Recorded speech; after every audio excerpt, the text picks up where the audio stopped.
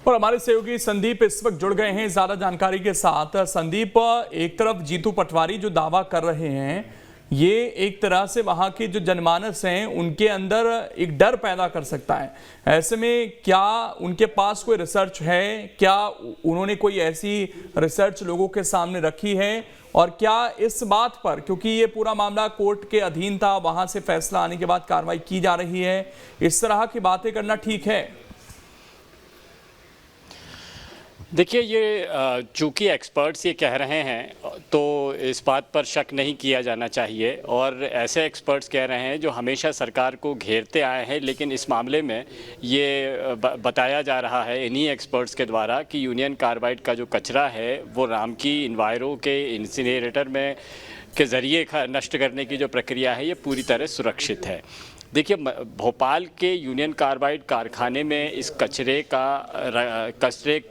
की वजह से जो नुकसान हो रहा था वो इसलिए हो रहा था क्योंकि ये कचरा खुली ज़मीन पर रखा हुआ था। इस ज़मीन में पानी के ज़रिए, हवा के ज़रिए, नमी के ज़रिए जो रिसकर जल ज़मीन पर जाता है और जिससे भूजल प्रदूषित होता है, नुकसान उससे हो रहा था। ये कचरा अगर सुरक्षित कंटेनरों में, ऐसे कंटेनरों में जिससे कि उसका संक्रमण किसी दूसरी चीज़ में, हवा के ज़रिए या ज़मीन के ज़रिए दूसरी चीज़ में फैलने की आशंका नहीं है, तो वहाँ पर कचरा सुरक्षित रखा हुआ माना जा सकता है। इससे किसी को नुकसान नहीं पहुँचेगा। और ये वही कचरा है जो यूनियन कार्बाइड का है। यूनियन कार्बाइड से नुकसान जो हुआ था MIC गैस के ज़रिए हुआ था, और ये MIC गैस का इस्तेमाल कीटनाशक बनाने में किया जाता था। MIC मिथाइल आइसोसाइनाइड नाम की एक जहरीली गैस होती है जिसके संपर्क में आने पर फेफड़ों और गले, छाती में जलन जैसी होती है, तो ये नुकसान उस तरह का था। और जो केमिकल इस्तेमाल किया जाता है वो कीटनाशक बनाने में किया जाता है। यदि वो कोई भी केमिकल हो, इवन पेट्रोल जैसी कोई चीज़ हो, पेट्रोलियम भी हो, और वो यदि ज़मीन पर जाएगा तो वो जिन जिन क्षेत्रों के संपर्क में आएगा, यदि कोई भूजल के संपर्क में आया तो भूजल में भी वही संक्रमण देखने को मिल सकता है। लेकिन इंसिनरेटर एक ऐसी जगह होती है जहाँ से इन पदार्थ का किसी दूसरी जगह का संक्रमित होना मुमकिन नहीं है। इंसिनरेटर इसी विज्ञान के विधि से बनाया जाता है।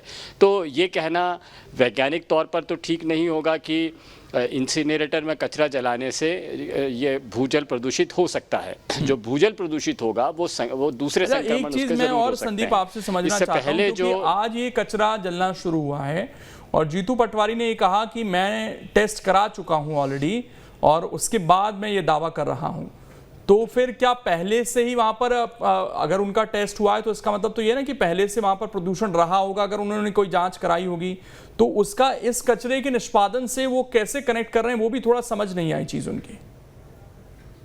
देखिए लोकेंद्र, मुख्य सचिव ने जब इस मामले पर बात की थी तो हमारा भी यही सवाल था कि वहाँ पर अभी प्रदूषण का स्तर क्या है। तो मुख्य सचिव अनुराग जैन ने ये जवाब दिया था, ऑन रिकॉर्ड ये जवाब दिया था कि इस औद्योगिक क्षेत्र में प्रदूषण का स्तर वही है जो दूसरे औद्योगिक क्षेत्र में होता है, यानी कोई एक्स्ट्रा अलग से कोई प्रदूषण हो रहा है ऐसा नहीं है। और ये उस समय की स्थिति है जब कचरा वहाँ इंदौर में पहुँचा भी नहीं था। कचरा पहुँचने के बाद में वो अभी कंटेनरों में है, वो ज़मीन के संपर्क में भी नहीं आया है, ना ही वो हवा के संपर्क में है। वो ऐसे कंटेनरों में उसको एयर पैक करके रखा हुआ है कि वो हवा, पानी और ज़मीन के संपर्क में नहीं आ सकता है। तो इसीलिए इस बात की संभावना तो नहीं है कि कचरे की वजह से कोई प्रदूषण फैला है। ये बात ज़रूर है कि औद्योगिक क्षेत्रों में उद्योगों के ज़रिए निकलने वाला जो गंदा पानी है, रसायन है या फिर उनका जो कचरा है, वो रासायनिक कचरा हो या ना हो, उससे भूजल प्रदूषित ज़रूर हो सकता है।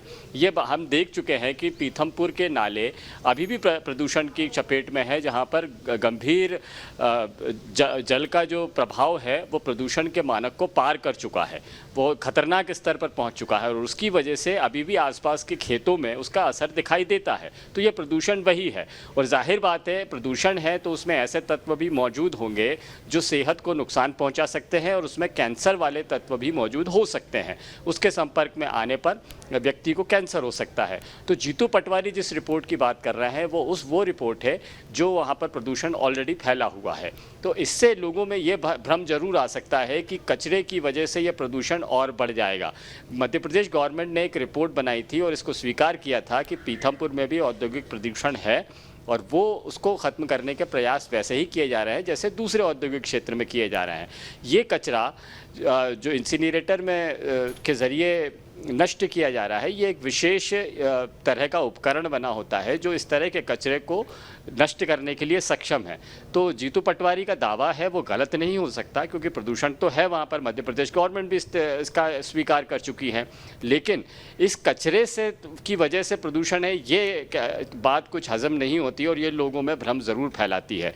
और यदि आने वाले दिनों में फिर कोई प्रदूषण की जाँच हुई और उसका जिम्मेदार यदि यूनियन कार्बाइड के कचरे को दिया गया तो भ्रम और भी ज़्यादा बढ़ सकता है, इसलिए इसको समझना ज़रूरी है। हालांकि प्रशासन ने पीथमपुर और आसपास के लोगों को समझाने की कोशिश की है, कई तरह के जागरूकता अभियान भी चलाए गए, लेकिन संदेह तो संदेह होता है। जब तक कि इंसिनरेटर का कचरा नष्ट नहीं होगा तब तक ये इस बात के प्रमाण भी नहीं मिल पाएंगे। और दूसरी अहम बात यह है कि देखिए, इंदौर हो या भोपाल में ये कचरा जिस जगह पर रखा हुआ है वहाँ पर अभी भी जानलेवा है। भूजल स्तर प्रदूषित हो चुका है।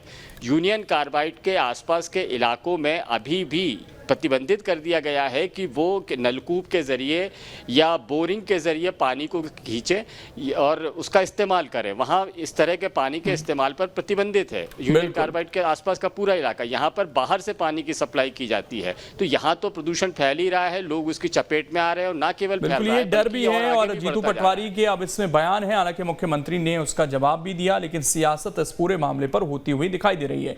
शुक्रिया आपका संदीप जुड़ने के लिए और जानकारी देने के लिए इस पूरे मामले पर।